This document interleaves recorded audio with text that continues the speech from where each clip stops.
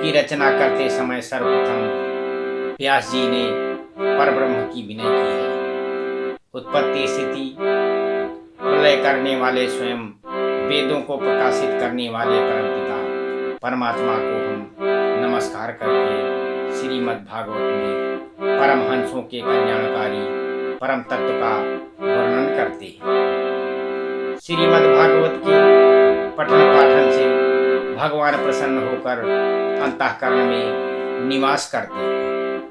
श्रीमद् भागवत कथा कल्पवृक्ष रूपी वेद का फल है, जिसे सुखदेव जी ने मनुष्य मात्र के कल्याण के लिए पृथ्वी पर अपने मुख से प्रकट किया है। विद्वान चतुर्जनों से प्रार्थना है कि इसका हृदय में संचार करें। ये हर हृदय में होनी चाहिए, क्योंकि एक समय भगवान को शौनकादि 88,000 ऋषि नवमेश तीर्थ में भगवान को प्राप्ति करने की इच्छा से सहर्ष यज्ञ का आरंभ कर रहे थे। उस समय सूत जी वहां पधारे। ऋषियों ने सम्मान पूर्वक सूत जी को ऊंचे आसन पर बैठाया और विनोद पूर्वक कहने लगे कि आपने सब पुराण तथा शास्त्रों का ज्ञान प्राप्त करके शिष्यों को जो शिक्षा दी है, आपकी वो कृपा भगवान श्री कृष्ण की लीला अवतारों की कथाएं सुनाकर जो आपने सब प्रकार से लोगों को सुख दिया है, वो बहुत ही कल्याणकारी है। हम कलयुग में इसी कथा को सुनने तथा हरि चर्चा को एकत्र हुए हैं।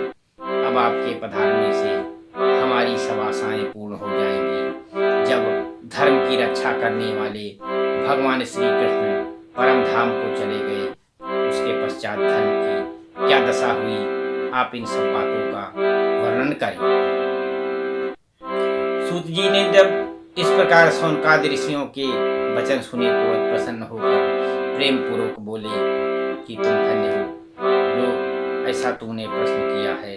हम प्रथम उन सुखदेव जी को प्रणाम करते हैं जो बिना यज्ञोपवीत संस्कार के ही बालक के रूप में घर से वन को चले गए और व्यास जी मोहित होकर उनके पीछे पीछे भागे। उस समय उन्होंने वृक्षों में विलीन हो व्यास जी को उपदेश दिया कि ये संसार झूठा है, ना कोई किसी का पुत्र है और ना कोई किसी की माता है। इससे व्यास जी का मोह दूर हुआ और उन्होंने अमृतमयी कल्याणकारिणी मोक्षदायिनी श्रीमद् भागवत कथा सुनाकर मनुष्य मात्र का कल्याण किया। हम उन महात्मा सुखदेव जी को प्रणाम करते हैं। इस प्रकार से यह श्रीमद् भागवत कथा मनुष्यों को तारने वाली है। जो मनुष्य इसका नित्य पाठ करता है वो मुक्त हो जाता है, इसमें कोई संशय की बात नहीं। और आगे मैं आपको कृष्ण जी की लीलाओं के संबंध में जो श्रीमद् भागवत कथा में उनका वर्णन है वो मैं आपको बताऊंगा। वेद व्यास जी का भागवत बनाना। पराशर के पुत्र श्री व्यास जी ने कलयुग को आया देखकर सर्व कल्याण की भावना से वेद को 4 भागों में विभक्त किया और उनमें 5वां वेद इतिहास पुराण बताया।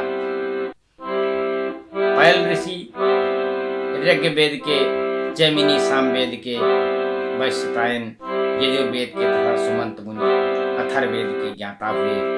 मेरे पिता लोग हरसम इतिहास पुराणों के ज्ञाता हुए। सबने अपने शिष्यों को वेदों पुराणों की शिक्षा दी, जिससे इनका प्रचार हुआ। फिर व्यास जी ने महाभारत बनाया, परंतु उससे भी संतुष्ट न होने पर एक दिन विचार मग्न बैठे हुए थे। उस समय नारद जी वीणा बजाते हुए भगवान का गुण गाते हुए वहां आए। व्यास जी को विचार में मुग्ध होकर देखा तो नारद जी ने उनके दुख का कारण पूछा। व्यास जी बोले कि मैंने इतिहास पुराण महाभारत की रचना की, परंतु मेरा चित्त दुखी नहीं हुआ, परंतु मेरा चित्त सुखी नहीं हुआ। अब मेरे दुख को दूर करने का उपाय बतावें।